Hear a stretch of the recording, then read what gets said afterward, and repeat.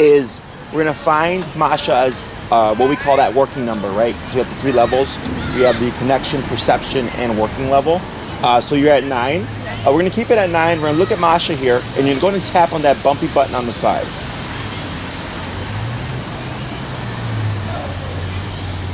Okay, so yeah, I'm gonna say, when I say tap, you'll press your button. So you're at 9. Tap, tap, tap. See how there's no response from her? Yeah. We're gonna go to 13. We're gonna look at Masha again. Tap, tap, tap. No response. We're gonna go to 16. Tap, tap. There it is. So you see that little twitch? Now wait a moment. Let's see what she does. Tap, tap, tap. Every little movement there. You're at 16. So that's what we would call perception. So if you look at her attention here, where is it? It's on the... Yeah, it's towards the dog and all that stuff, right? So that tells us she's got connection, she's aware of it, but she's not concerned about it. So we're gonna we'll try 18. And tap, tap, right there. So see how she moved closer to you? Yeah. And now she's kind of moving behind you and beside you, right? So that's what we call working number, okay? So we went from no reaction to a connection and some kind of like awareness of it to like, whoa, what was that? And a big movement, okay? Working number is the number that you always want to be at, okay? That's going to change according to the environment. Don't get married to a number. It could be, you know, within your neighborhood, it could be 12, and then at Oz Park, it could be as high as 32, you know. We're not worried about the number. I go by the dog's response. Because if she's like not listening and all over the place and stuff, then that tells me clearly she's not worried about it. You're gonna be there forever, okay? So we always wanna find that working number because that's what gets us to progress very quickly. Dogs, people tend to try to ease dogs into things. Dogs don't do that. You know, like if there's a bunch of dogs at a dog park and a dog gets out of line, the dogs just go and bite them. Yeah. You know, and like you'll see the dog crowd around them and stuff like that. There's no like memo or manual or like when they come in, they don't like say, hi, welcome to our dog park. We don't allow humping. We don't allow, you know, loud barking. They don't do any of that stuff. They just bite each other, okay? So I do kind of a similar approach where I come in where I feel the dog is going to be like, wow, what is this? How do I get this to go away, okay? So no one likes to be uncomfortable, both, you know, emotionally, physically, mentally. If that ever happens, we can think to ourselves, how do I remove myself from this situation? It's the same thing for dogs. Here, that e-collar it's a level of discomfort. So we're trying to find a level that's low enough that we're not getting like yelping and stuff, but high enough that's motivating her to think like, how do I get this to go away? Yeah. And that's why we're able to progress so quickly, okay? Questions so far? No. Alrighty, so what I'm gonna do here is I'm gonna show you what I'm gonna have you do, and I'm gonna coach you through all this, okay? And you're gonna make mistakes. Everybody makes mistakes. So don't worry about that, okay? So here, we're gonna teach Masha a simple leash walking exercise, okay? The reason why this is so important is because I wanna see what does this fix, okay? One, everybody essentially has to walk their dog. So it gives you something that you would practice on a regular basis. Two, it's discipline. So she's getting regular discipline on a regular basis. Three, dogs, when you try to remote them, you saw how she moves, right? E-collar makes dogs move. Most of the time, it makes them move away. Okay, it makes them want to run away because they don't know what it is. They go into flight mode. So I don't want Masha or any dog to think I need to run away. Is that I'm using a moving command to teach her how it turns on and how it turns off. Okay, it's a very simple exercise. I'll coach you through it. But the gist of it is whenever you're walking with Masha, I train dogs traditionally, it's on the left. Is every time Masha gets ahead of you, you're gonna make an immediate 180 turn like this. Oh, yeah. Okay. Okay, have you seen that before? Yeah, I think probably from your videos, honestly. Okay, yeah. sure, yeah. So we're gonna do the same exact thing, okay? So when you're walking, whenever she gets ahead of you, you're gonna hear me say turn, and when I say turn, you're gonna 180 back the other way, okay? She's gonna get ahead of you, you're gonna 180 and back the other way. And we're gonna keep repeating this process. Okay. And as you're doing this, you're gonna hear me say the word tap. Okay. So if I say tap, tap, tap, that would be your rhythm. If I say tap, tap, tap, tap, tap. What if she's not, well, I guess we'll cross that bridge when we get there. I was gonna say, what if she does not get ahead of me? Do you want me to just walk slower than I normally would? I'll figure it out. Okay. Yeah. So if you hear me saying tap, tap, tap, tap, tap, that would be your rhythm. okay? Now, one thing that can happen is the dog will go over to your right side, and what we want to do is you'll pull to your left. As you pull to your left, you're also going to tap on the button to get Masha to move towards your left side, okay? So what we're doing is we're putting pressure when she's in the incorrect area, okay? And then, so like, she's learning here, there, here are not safe zones. This is the safe zone, okay? So it's teaching her how that turns on and how it turns off, okay? Now, of course, as you can see, we still have some traffic here. So welcome to Chicago. Yeah. No, it's perfect. It's like real world. Yeah, that's why I like to work here. One of my clients told me this is the busiest park in Chicago. Yeah. So, and this isn't even as busy as it gets. Yeah. I live on North Park too, so she's like, it's very busy. Sure. Yeah, so this should be, very similar to that environment. Questions so far? Yeah. Okay, so we're gonna keep it at 18. We'll adjust if needed. Okay, whenever you're walking, you want to keep your movement. If I say turn, you want to make sure you just turn and keep that motion going. A lot of people tend to stop and turn and then walk. You have to keep it very fluid. Do you want a normal leash or a short leash? Where you have it is fine. Wait, okay. Grab it by that second knot. Now relax. So, and then take one step next to Masha here. So, you see where your leash, how there's like a little J? Yeah. You see how it's by her armpit, the bottom of it? By her armpit, yeah. Relax your arm. Yeah. So you see it's kind of near it? Yeah. That's like the perfect length right there. Okay. Any lower than that, and she'll step over it and she'll get tangled up. Yeah. So where you have it right there is good. It's long enough. Uh-oh. Not good. That's a first. That's even more. This is all the triggers she needs right now. So, Good girl, Masha. That was a really dumb accident. Sorry. Did you try to squeeze through? What happened? Yeah, the SUV tried to squeeze through between another SUV and Alexis. Wow. Anyways. Welcome to Chicago. So, that's like the perfect length, okay? Okay. Sorry. Yeah, right there. It's long enough that she'll make the mistake, but not short enough that you're restraining her. Okay? It's very distracting to me. I know. Even for the humans. I know. Of course it happens like right in front of us. Yeah. Well, if they need it, I get it on camera. Okay. You want me to wait until the No, you're good. Yeah, if you need to step aside and stuff, it's fine. All right, so here, go ahead and relax your arm. And you're just gonna get on the sidewalk and just walk forward.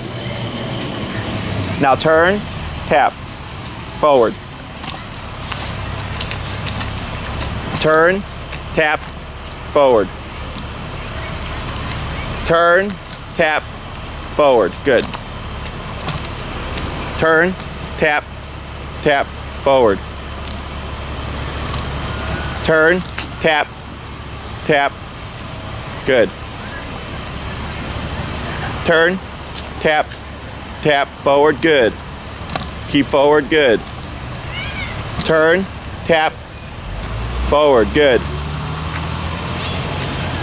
Turn, tap, keep that arm relaxed. Good.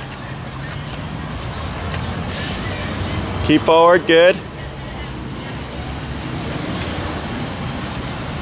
Slow, good.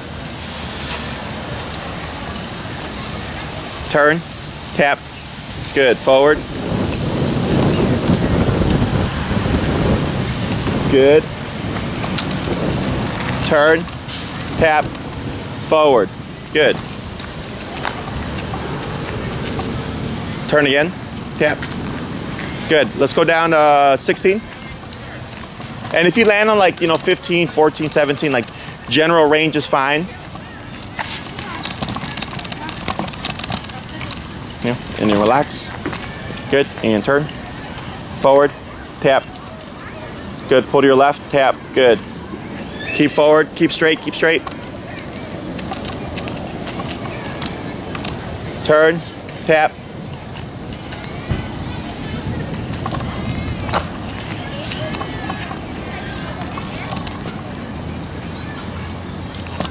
Good.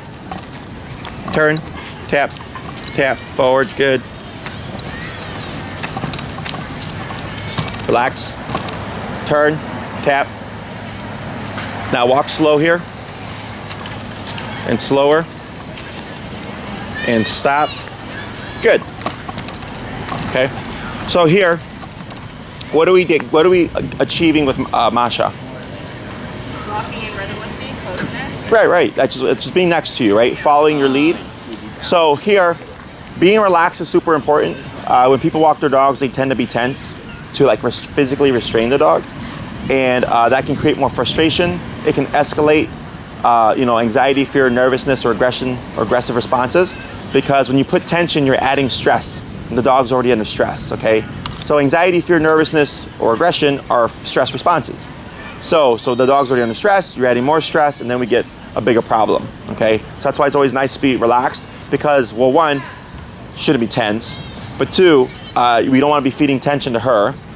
And if I'm walking and my leash is completely slack, like it is right there, like she's right next to you, right? I know that I have the dog mentally engaged, okay? So this, when I do like my reactivity cases and stuff like that, where the dog lunges and barks at other dogs and things, people typically think like punish the behavior, which is not incorrect. But the first thing I do is I teach this, because most dogs aren't trained. So then once I teach this, I go, what does it fix? And then once I see what it fixes, then I know what I need to correct directly, okay? So here, we're doing this to set the foundation for the behavior work to get her ready for the humans and the, the approaching and the sudden movements. And like, cause I think you had like, when you're at a restaurant and the waiter or something. Behind, yeah. Right. The food from behind and, Right. So it can come from a number of things, but it's definitely like a nervous response. Yeah. Is when we put her under stress in a controlled context, which is this is controlled context, because she's learning how it turns on and how it turns off, it teaches her how to handle stress better, okay? So then if I can work her through that, we may not even see the other stuff, because she's already learning how to handle it in a more appropriate fashion, okay? Now, if we still see it, then I go, okay, no big deal. Now we have to try this a different way, because there's no set answer for every dog that always works, but this, most of the time, fixes like 70% of problems. So I go, great, if I have something that fixes a majority of problems, I'm gonna start with that first and then come back to the stuff that we need to address, okay?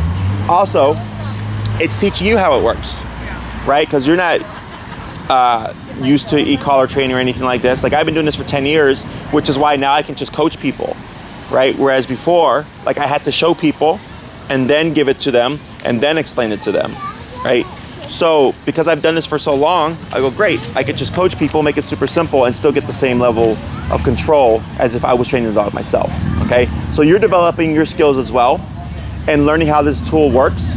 And then for her, let's say we do get a response that we don't want.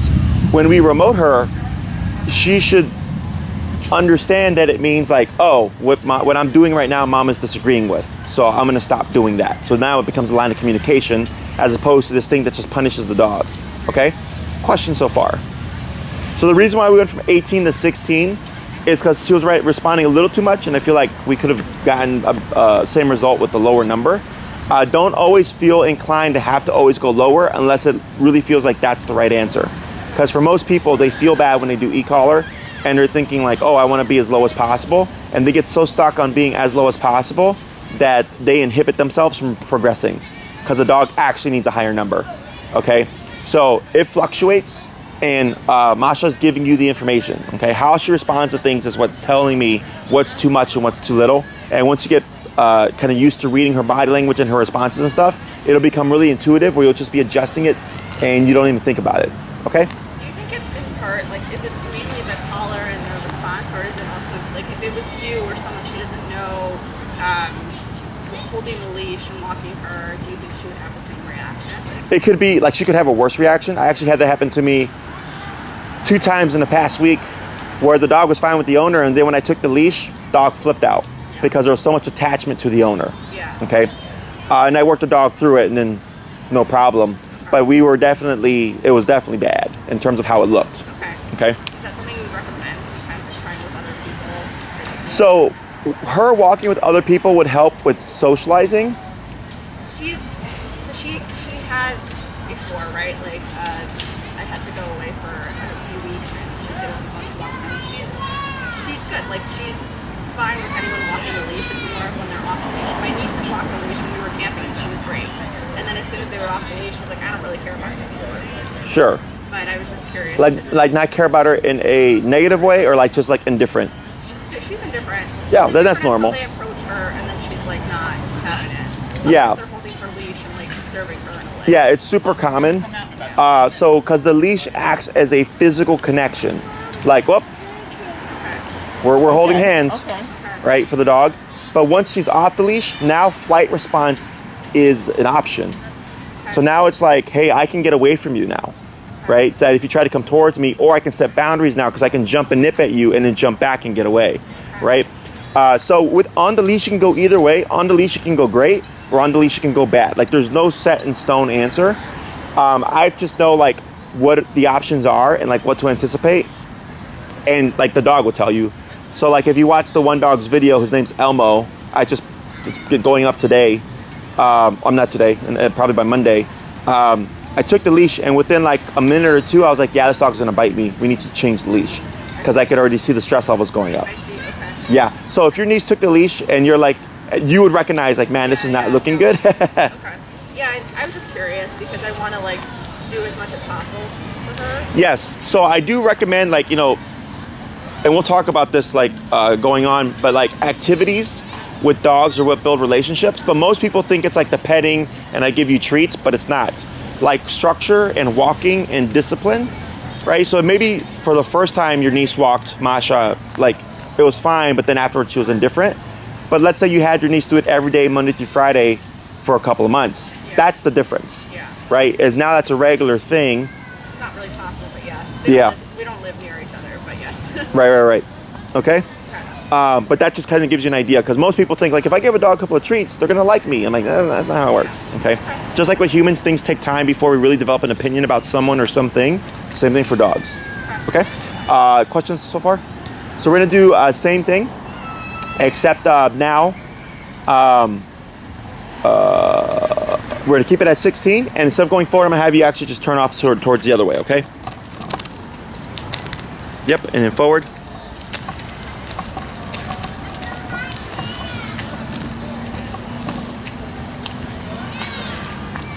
Turn, tap, forward, good. Turn, tap, tap, pull to your left, there you go, good.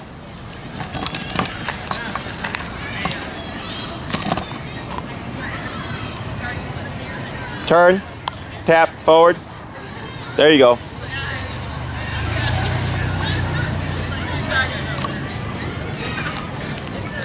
And slow. Now stop. Good. So you see right there when you slow down, what happened? And what else? And what else? Not sure. She looked at you. Okay. Yeah. A needy issue? What? No, I said, does that mean anything? Like she does that often when we normally just walk. So the walking is a checking in. It's good, you know, but it depends on where it's coming from. Like some dogs check in a lot because they're attached to their owner. And then here, like a lot of times when I work with dogs, they're all over the place and they don't pay any mind to the owner. And then once you start the e-collar, all of a sudden the dog's looking at the owner. And the owner's like, wow, my dog never looks at me when we're outside. I'm like, because now we mean something to the dog. Now they're checking in, okay? So there, that check-in was because she was seeing, what are you doing? There's a dog running towards us. Do you want us to just stay? You can step to the side if you like. Good, just wait a moment. There you go. Because when you slow down, she did slow down with you. And then when you stopped, she like turned her head to check on what you were doing, okay? So that's normal to see when we do this kind of stuff. Otherwise, anytime outside of that, it's more so just kind of checking in. Yeah. But you'll start to see that happen more and more as you do this with the training. It's not forever, because dogs have a wider peripheral range than we do. So she can learn to watch you, but not actively be watching you. Okay, she can use her peripheral range here to actually see you, and that would tell her she can read your what you're doing simply by her peripheral range. Okay, questions? So instead of going forward, go and just make a right turn. And forward, yep.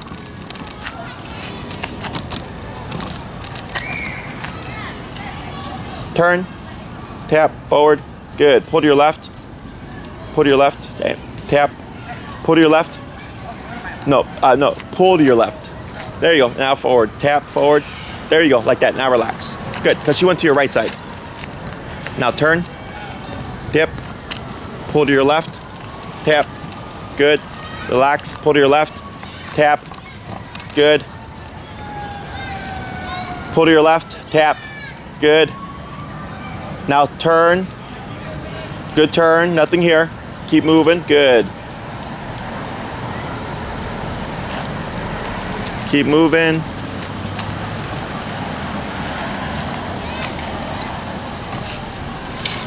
Now turn, tap, forward, tap.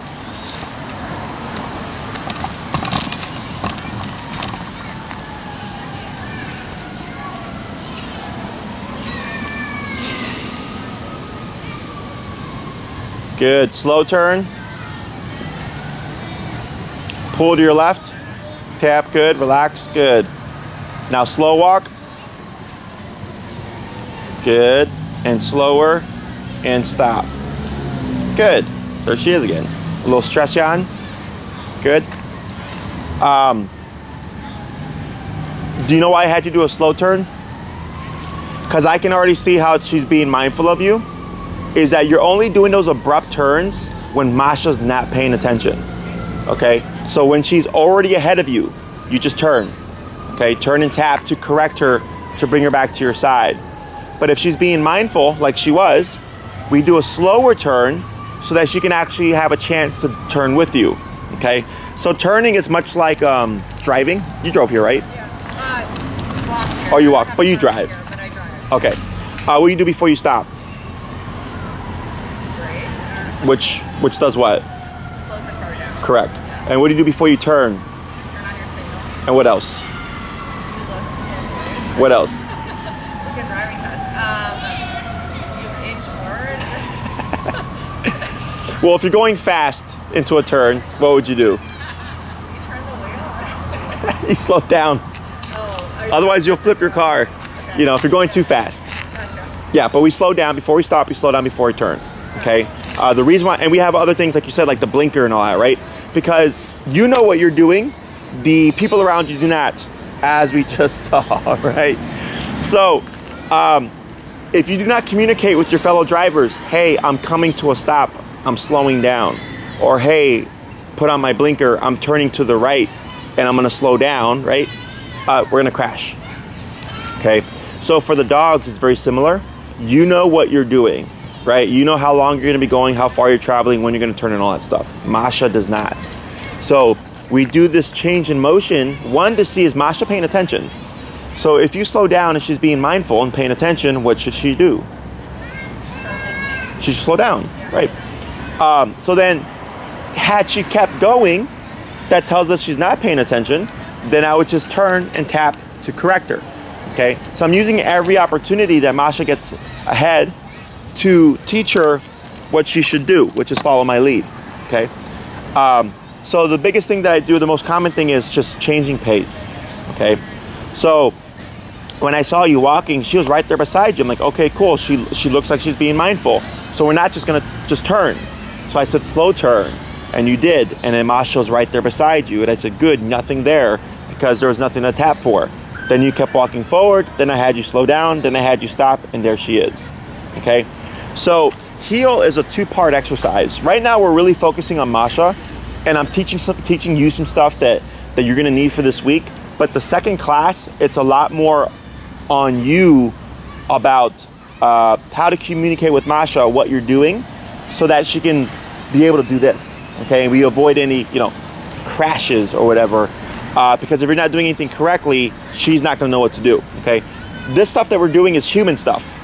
This is a method that humans have developed to train dogs so that people can take their dogs to places, okay?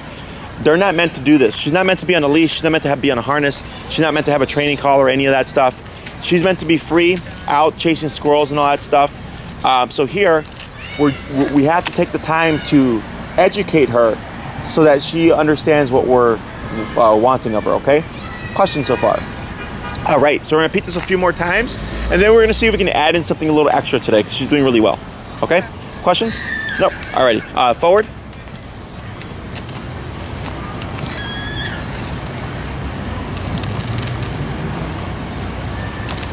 Turn, tap, forward, pull to your left, tap, good girl.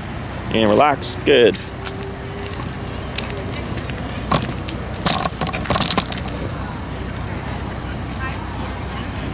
Go ahead and slow turn. It's okay, pull to your left, tap. As you move, pull to your left, tap, tap, tap, pull to your left, and relax. Hug a little bit, oh, stroller. Slow to a stop. There you go. Let's go back to the, we're at 16, right? Let's go to 18.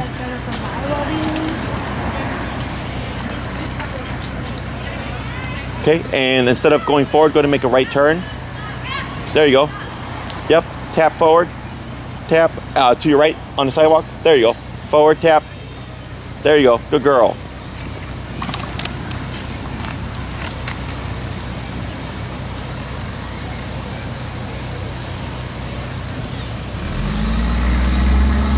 Slow turn.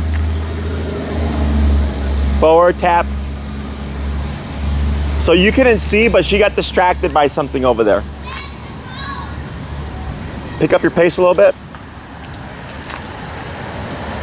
Then slow. Then turn. Good turn. Yep, keep going. Forward, tap. Go and pick up your pace again.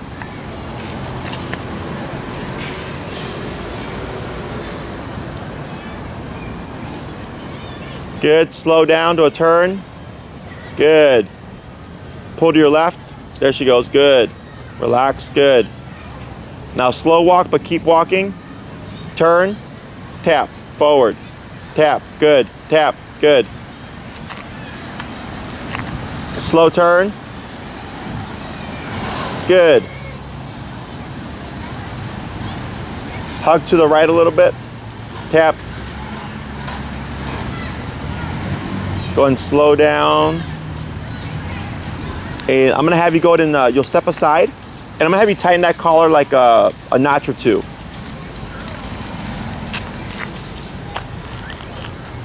She's so scared of everything on her. What's that? She's so scared of everything on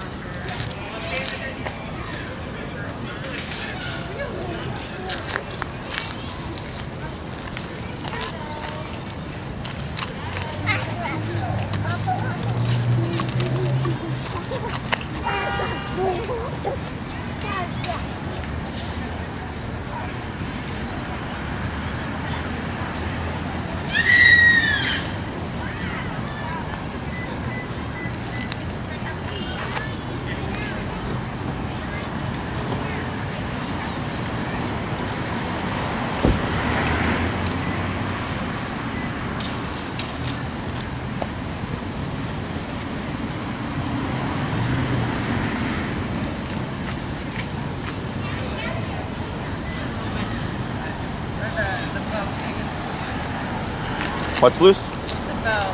Oh, it's fine. Yeah, yeah. After like a couple weeks, you can trim that down. Yeah. So for now, I suggest that you leave it there just in case if you have to exchange or anything to make that major. And then we're gonna go down on our numbers. Go to 14. Okay. And go ahead and give a tap, tap, tap. 16.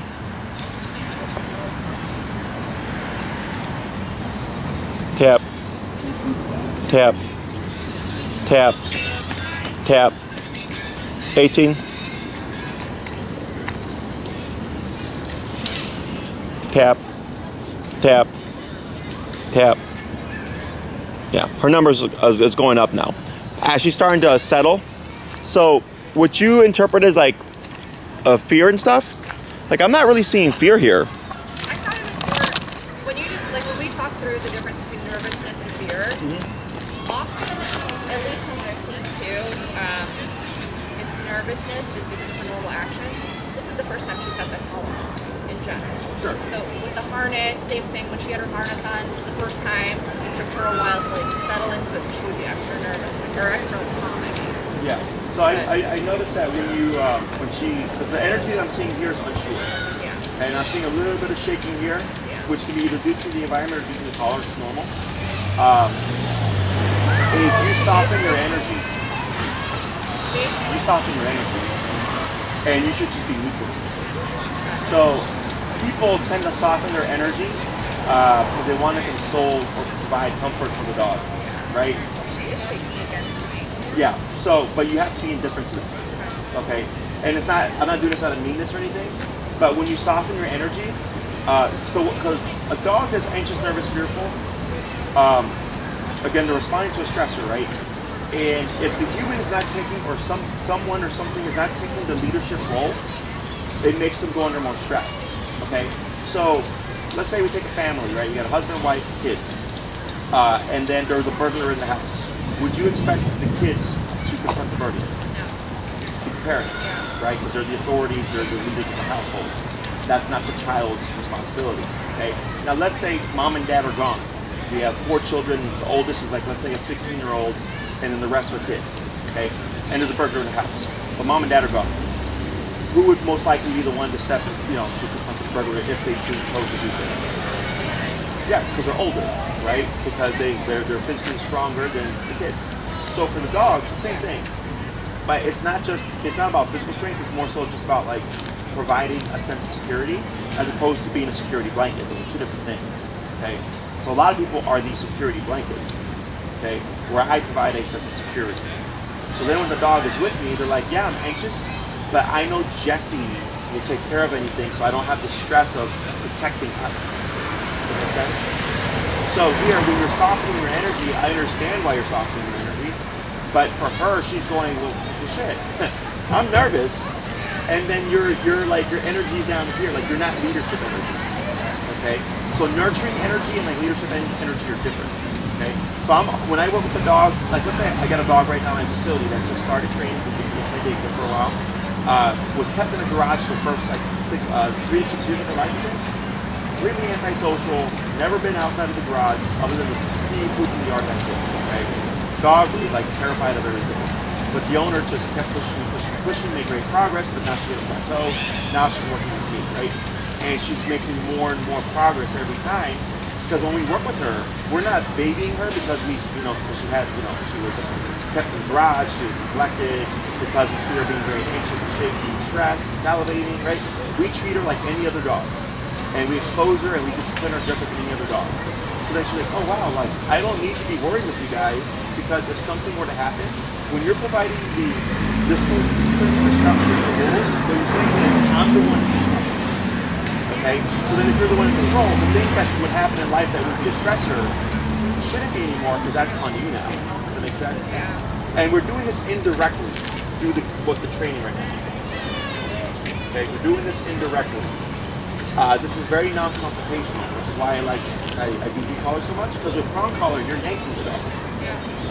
And it's effective for correcting things, but for dogs that are like insecure and stuff, it can create more issues because it's too confrontational. This is completely non-confrontational, but you're still providing discipline and structure and guidance and telling them like, hey, if you don't follow my lead, this is what happens. Okay? Does that make sense now? Yeah. So now when you work with her, the only thing that we're going to change is that you don't baby her. Okay? If anything, just be like, just like come in and go, okay, adjust the collar, make it more snug, boom, boom, boom, let's go. Okay? I'm always upbeat or neutral. Okay? Yeah. Always upbeat or neutral. Because it'll work against you. It happens all the time. Dogs will read what's natural to them. So to give you an example, we had a case where the German Shepherd was growling and snapping at the wife whenever she tried to groom him, but the husband, he would groom him no problem. Okay? And the reason was when the wife would come in, even with the remote collar, she was maxed out, correcting the dog was still lunging at her. And she was like, why? And then because when she came in, she was like this, she's remoting her dog. She was scared. And we're like, well, your body language is saying that you're completely scared. And the dog's like, you're bluffing, even though you're remoting me at 127, doesn't mean anything because your body language is saying you're scared. So it's like in the movies, when they show someone holding the gun, and they're shaking, and the person on the other side's like, I know you're not going to pull the trigger. because you're so scared of it holding you gun, right? Yeah. Same thing. So that's why your energy is so important. It's not just the training tools and what we're doing. It's also like working on you and like changing things here and there. Okay? It's all normal stuff. See it all the time. So, questions so far? Well, so with the walking, this makes sense. Then do you recommend, like, we went to the park last weekend just to sit down. I just wanted to read in the park. I took her because just to stay with me, not to play with dogs, but just to chill. She was observing everything kind of how she is now. She was shaking. She was sitting with me. Sure. She was shaking. There were a lot of dogs and squirrels and kids and all the other stuff. And she just firmly climbed on top of me. Like, I was sitting cross-legged. She firmly climbed on top of me and was just non-stop shaking. Yep. Is that something that, like, if I had the collar, then, for example, is that like a reason to try to course correct that action, or is that really just her? Yes. Okay. Because that's the, so like, when I used to have my puppy classes, there would always be at least one puppy that would hide underneath the owner's chair. Okay? Always, in every class. And I'll tell the owner, take your puppy, pull him out, and plant him right in front of you. Okay? And they would keep doing that. And the puppy would be in the middle of the class shaking, salivating, panting, right? Eyes open, because of stress. And I said, when the puppy's underneath your chair, they are practicing fear. Okay? Because hiding is a fear response. When you plant your puppy in the middle of the room, they are confronting fear. Okay? So they're scared either way. But one of them is going to make them better. And by the second to third class, that puppy that was originally scared was playing with the puppy. Because we didn't allow them to harvest that fear. Because the more you allow them to practice that behavior, the more you guys can't go on dirt. You have to go on the sidewalk. So, same thing there. You can watch that. In that moment, I'm not too worried about it. Like, it's not totally detrimental. But going forward, I would remove her. And what you most likely see is like she's going to try to claw at you or whatever, because she's going. And then I would tell you how to like use the remote to correct that. But yes, that would be something where we want to not allow her to do that behavior. Okay. Other questions? Alrighty, so we're going to do a bit more of this, but now I'm not going to coach you anymore. So something that you want to watch for Masha here. I had another dog that I changed his name. Her name was Masha. Oh. It was M-A-T-C-H-A, Yeah. and yours is M-A-S-H-A. Yes, I would think to myself, Masha, is her right shoulder parallel to your left leg. Okay, like that. Okay, but a little bit more forward. Exactly. Okay. So that's the picture you're aiming for when you're walking and when you're stopped. And we're gonna add something where we teach the dog to auto sit. Right now I'm not too worried about it because I'm just worried about the focus and the walking. But anytime Masha, when that right shoulder, even if it's just an inch, boom, you hit it, tap to line her up and correct her. Okay? So it's her job to walk with you, but it's your job to make sure that she's being mindful and walking in the correct position. Okay? So I'm gonna have you try this on your own.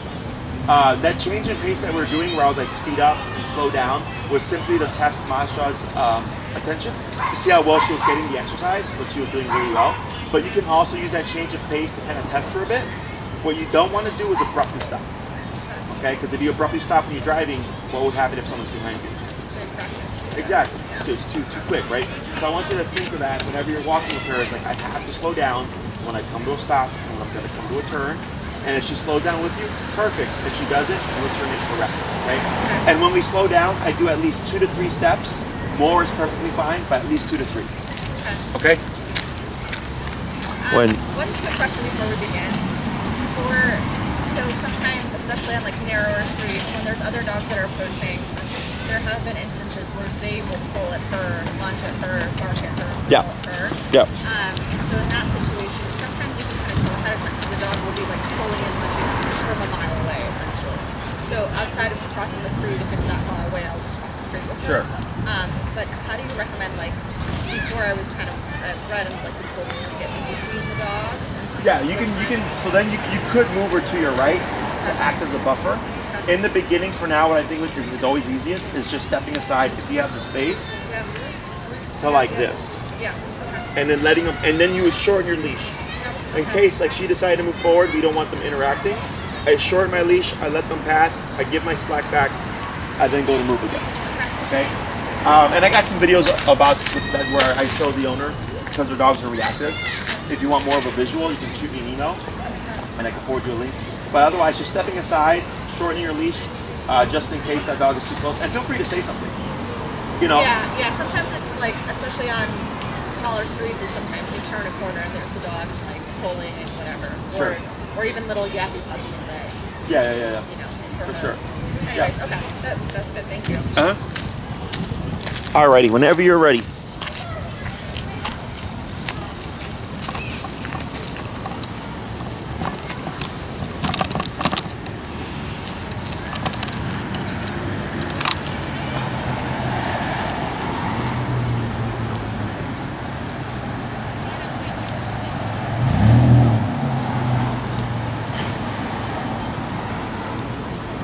Good.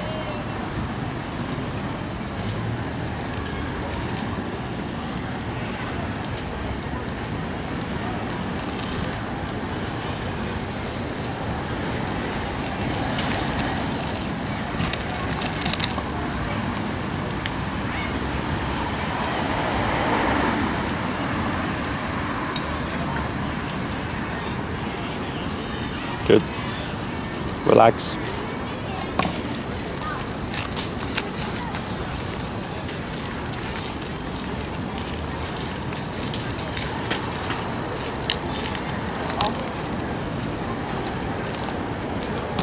Relax.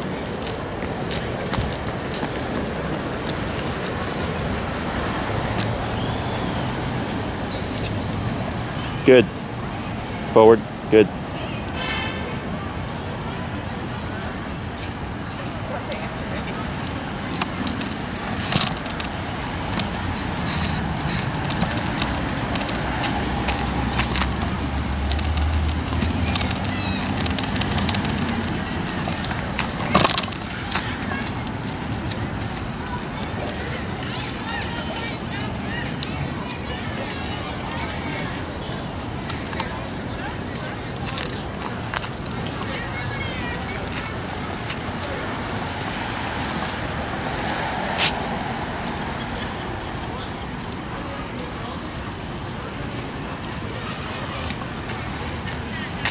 Good turn.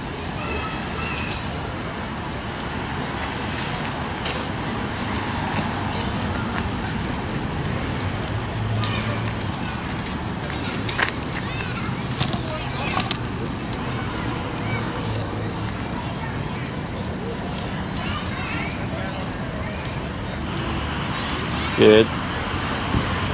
And I'll have you, as you're walking, you'll slow down and then step aside over here. Yep, that's good. All right, very good. Lightly pull up on your leash here. A little bit more, a little bit more. Tap, tap. More up. Tap, tap, tap, tap. More up.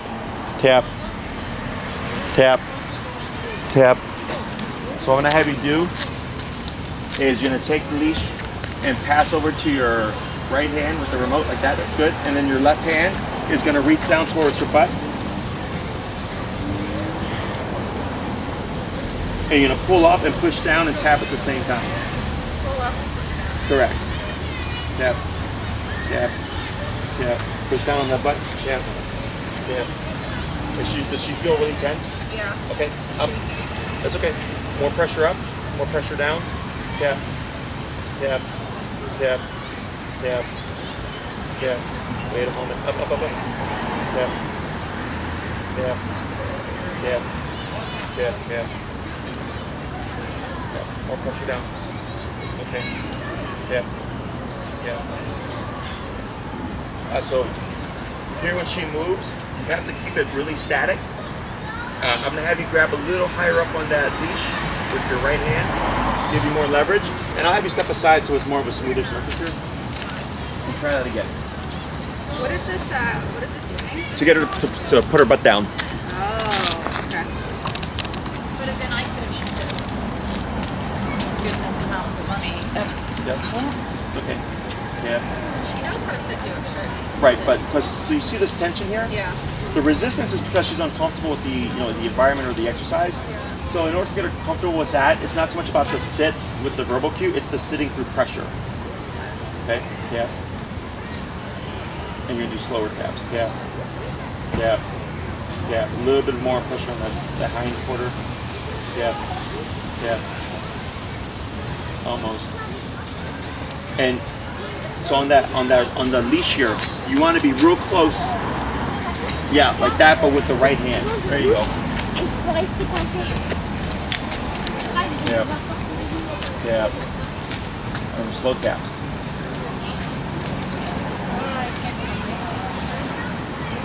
Here, it's easiest if she's right at your left side. There you go. Up. Slow taps. Almost. There it is. Then praise. Good. Okay. Remember, keep that neutral energy. So, like you're right now, your touch. You see how how you just softened up? I would have been just like, good girl, like pet her, good girl. There you go, like that. Okay. Now go to your side. Now I'm sorry. Go to her side, to her right side. That's her left side. So her right is your left. There you go. Cool. All right. So right there, and you can go back to your normal hold that you had earlier with the with the leash in your left hand or whatever. So here, when you're putting her under pressure, okay, pressure can be a number of things. Pressure can be, right now we have leash and remote pressure. We also have peer pressure. Remember that growing up? We have spatial pressure. Yeah. So like, have you ever been on the expressway and like someone's driving behind you really close? Yeah. It makes you uncomfortable, right? Yeah. And you like, either you'll brake check, you'll switch lanes, you'll speed up. Yep. You know, that's pressure. It's discomfort that makes you make a decision. So here, that resistance was, I don't like this pressure, okay? But in order to build confidence, you have to work her through that moment. And then once it goes away, it's like, oh, okay, that one's so bad. You know, the first time is always the hardest. You know, it's like jumping out of an airplane. You ever been skydiving? Yeah. Was the first time very easy for you? No. Okay. Well, it's the actual getting out of the plane. Yeah. I would imagine, right? How many times have you been skydiving? Just once. Yeah. Now let's say you went skydiving once a week, right? Would you think it would get easier? Yeah. Right? Let's say you went skydiving every day, Yeah. right? Super quick progress, right? So think about, is this the same thing, right? But for us, you know, we can understand and like be logical about stress and the things, you know, around it. Dogs aren't. Okay, so you have to be the logical one for her, right? So all this was good, and it was the first time you've ever done that, you know. So I get all that stuff. But working her through it, but then afterwards, once you did it, because you saw the shaking, because the shaking was like from the pressure, you softened, and I would have been like, good girl, boom, boom, pat her up, praise her, right? I would have been very upbeat or neutral to let her know that was a good thing, right? As we work with this more, this should get progressively easier, but also you should find less shaky. Okay, because the more you expose her to stress, like again, jumping out the airplane for skydiving. First time, if you did it like a year from now, I would assume it's going to be just as stressful, right? Because it's been a year. But if you do this every day, what was like really stressful in the beginning is not that stressful anymore because she does it on a regular basis. Okay, the more exposure, the better. The faster she gets over these things. The biggest mistake people do, or the two biggest mistakes people make, is they're too low on the collar, or they only use it when the dog is being super bad. So like if I have a reactive dog and they're lunging and barking, the owner will wait for the dog to be lunging and barking before they use the e-collar. And I'm like, but the dog gave you all these other opportunities to use the e-collar before. You know, so then I could have prevented the problem from even happening in the first place. You know? Yeah. So this week, your homework is going to be very simple. It's just this exercise. Okay? I'm not going to have you worry about the sit. If you would like to add it in, it's very simple. Just every time you come to a stop, you do this, okay? And you see how that took you like maybe a minute to 2 minutes? We didn't try to rush it. We took our time. That's perfectly fine. Each time you work her through it, it's going to get easier and easier and easier and easier. The next thing you know, you just tap the button and she goes, okay. She puts her butt down, okay? Because she's been conditioned. But for now, your main focus would be just this back and forth exercise. So when you walk with Masha, it's easiest to start off the potty break first. Have her do her business. Get that out the way. Once she's done, you're not going to say heel. Okay, you're going to have your equipment on. You're going to start walking. You're going to tap her to bring her to your side. So if Masha is over here on my left side, I can simply walk straight and tap and it'll bring her to my left side.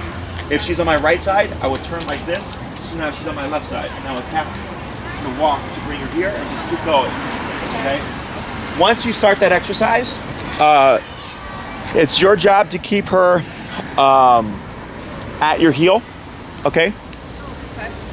If she's getting ahead of you, that means you need to turn, tap the button. Remember, your number may change according to the environment. Before you start that training session, I suggest you put the collar on, you have the potty break, get all that out the way. Start at 10, tap, tap, tap, nothing, 13, nothing, 16, nothing, 18, nothing, 20, there it is, and then start your walk, okay? Because if you try to start it at 10 and assume that you have good connection, you could be wasting time because she's not even doing anything, okay? If Masha is walking at your side and is doing awesome, you keep going straight. There's no reason to turn. You're only turning abruptly when she's not walking with you. If you need to come to a stop or do a change of directions, what do you want to do? Slow down. Slow down. You want to make sure you slow down. And if she passes you when you slow down, what does that tell us? And then what do you have to do? And? Turn. Correct. Tap and turn, always. Okay? Always tap and turn. Super important. Once you're done with the exercise, or like maybe you want to give Masha a break, you would come to a stop. She should stop with you. You'd wait a moment. Masha, break. And now she's free. She can pee, poop, roll around, step the ground, have a cigarette. I don't care. It's her free time. And then once you're ready to walk again, you would simply walk, tap to bring her to your side, and then go home. Okay? So you have an off switch. There is no word for the on switch yet. We'll work on that next week. But I want to make sure that this week you're actively using that e-collar to teach her what to do. Okay? Is it okay to, or do you recommend rewarding her? I have treats for her, right? So, if, do you recommend, in this case, she sat down finally, and instead of a pet, she won't always take the treat because I feel like she's stressed. Yeah. But do you recommend doing that, or You can try it, but if she doesn't take it, I don't worry about it.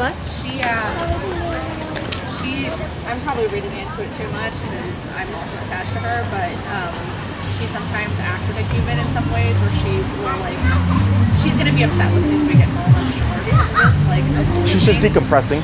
Yeah. Yeah. Okay. I mean, dogs don't hold grudges. Yeah. Dogs don't live in the past or future. They live now. So she's not gonna go home and go like, man, mom, you were a jerk to me for an hour, and you let that man tell you to push the button, something like that. Yeah. Okay? That's just a human. I get it all the time. Okay? Dogs are all about context. So like, for instance, let's say I have a dog that has a bone, and I go for the bone. The dog will growl and get aggressive. But as soon as I remove my hand and walk away, the dog's fine. They don't sit there and keep staring at me like, why did you try to approach me in my bone? Right? They don't think about stuff like that. That's humans. Okay? Dogs are super simple. So, your homework for this week is anytime you take her out for a walk, that's going to be a walk. If it's a quick little potty break in and out, I don't care. But anything that's going to be like a 15, 20-minute walk, any kind of walk, you walk like this, okay? The more you expose her to this, the faster she gets better, okay? Again, people's biggest mistake is they're too low, or they don't practice enough, or they don't use the remote enough, okay? So like me growing up, I was spanked, and I got spanked enough times that it was just a part of life, right? And I learned if I behaved myself, I wouldn't get spanked, and if I wanted to get a spanking, I know that talking back to my mom would be a really good way of getting that happening, right? Same thing for dogs, okay? So, other questions? I think we were gonna walk the farmer's market. So I was gonna try it there, or try it on that walk because it's a bit of a walk. Sure. I mean, it's gonna be expected. She did well, right? But expect if you're gonna do that, it's gonna take some time. If you decide I can't do this anymore, simply stop. Say the word break, and after you say break, you don't have to reinforce it anymore. Okay? So let's say you're practicing and you run out of time and you're like, oh crap, I gotta go home for work. Just stop, wait a moment, Masha, break, and then it's fine. Okay? Because you're differentiating between now we're in this position to now it's a loose walk. Okay. But keeping the collar on for the whole time during our walks. Yeah. So even if you're not using it for the walk, so she just becomes indifferent to it. Okay? Only use the collar for stuff that I covered with you. Don't worry about using it for other things. We'll go over that as we progress. And then she doesn't need to wear it inside the home. She's fine, unless we cover something where she would need to. But I suggest putting the collar on 15 minutes prior and leaving it on 15 minutes after. Okay, so she doesn't learn collar on, remote, tap, tap, tap. Okay, so she doesn't catch that pattern. Okay. All right. Yeah, sounds good. Anything else? I think that's it for now. All right. So good job. She did well. She took to the collar well. Yeah, I'm surprised. I think she trusts me. I hope. I think after all this time together. So I hope that it'll help her. Yeah, dogs are physical animals. So I tell people the dog may be emotionally weak, but they're physically strong. Yeah, I've been told she's insecure. So I can see that. I mean, nervous, anxious, fearful personalities are typically insecure personalities. Yeah, that's perfectly fine. It's the way it is. Okay, awesome. Good job today. It was a pleasure meeting you in person.